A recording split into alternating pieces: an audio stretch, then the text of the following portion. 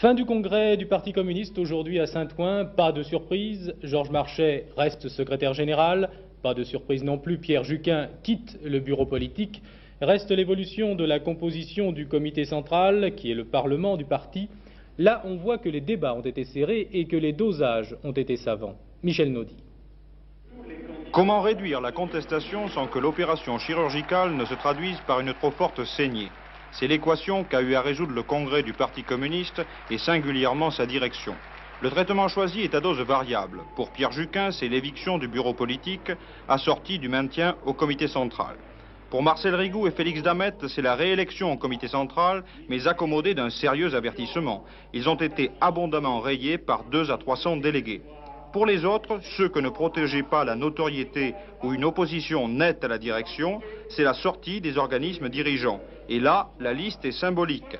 Alain Amicabile et Marx Amichei pour la Meurthe-et-Moselle, Hélène Constant pour la Haute-Vienne, François Saint-Cy pour la Seine-Saint-Denis, la plus grande fédération de France, Daniel Lacroix pour Renaud Billancourt, d'autres encore jusqu'au directeur de l'école des cadres du Parti communiste.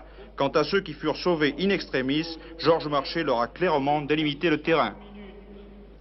Ces camarades ne sont pas réélus parce qu'ils sont en désaccord et que ceux-ci doivent être exprimés au sein de la direction.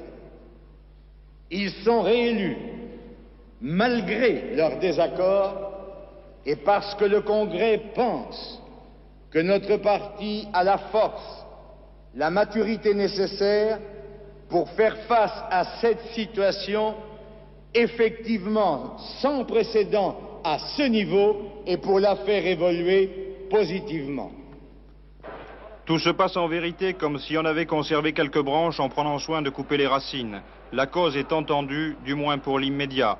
La démarche programmatique est exclue, la notion de gauche critiquée, l'union devient circonstancielle et le secrétaire général demeure fidèle au poste. Pour le reste, Georges Marchais l'a dit lui-même, c'est la pratique qui tranchera.